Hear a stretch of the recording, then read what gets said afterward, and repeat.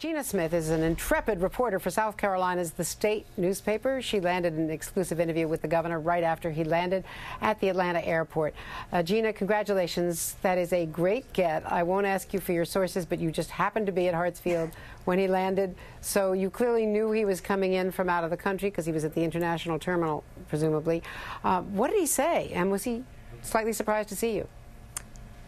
Yeah, he definitely was surprised to see me, and I was equally surprised to see him. It was just sort of a hunch that he might indeed show up in the airport in Atlanta. First question I asked him was, "Governor, aren't you supposed to be hiking on the Appalachian Trail?" And he said that had been his initial plan, but last minute he had changed his mind and opted for something more exotic. And what does exotic mean? I mean, Buenos Aires, there are all sorts of images that come to mind. What did he say he was doing in Argentina? He was short on details about what exactly the trip involved. He did tell me that he was alone. He mentioned a drive along the coast. But beyond that, he didn't give many details. He sort of cut our talk short once I started pressing for some of those kind of details. But he did talk a great deal about the difficulties of his job, what a bruising legislative session this has been for him. As you know, he led the fight to reject $700 million in federal stimulus money, and the state Supreme Court eventually told him that he had to take it. So he says it's just been a really hard time for him. He needed to get away to clear his head. He talked about taking these, he calls them adventure trips, periodically over his life. He was talking about when he was in Congress, he took similar trips to the coast of Turkey and to other parts of South America.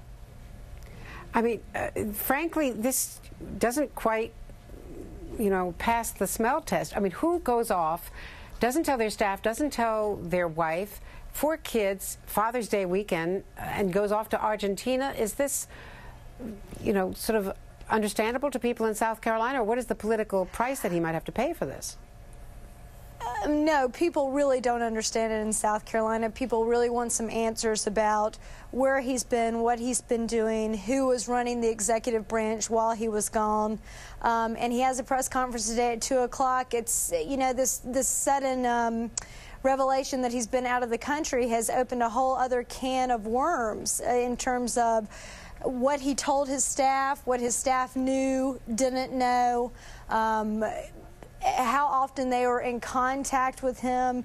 We've got a lot of questions. I don't think that we know the full story yet, and that's something we're working on today, trying to put together these pieces to create a clear idea of what really has been going on the past week.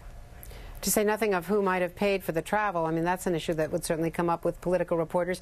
Now, he had been mentioned as a potential future national candidate for the Republican Party. This would seem to get in the way of those ambitions. I think it certainly puts up some roadblocks for him. His name, he is very popular with certain sects of the Republican Party who very much like, his rejection of the stimulus dollars, his ideas on government restructuring. He's also made a lot of political enemies within his own party for some of the stances he's taken. And yeah, I guess we'll have to wait and see how this plays out for him. But I think certainly a lot of people are going to be a little turned off by the governor skipping town for a week. Well, we're all going to be watching that news conference at 2 o'clock live here on MSNBC. And Gina Smith, way to go.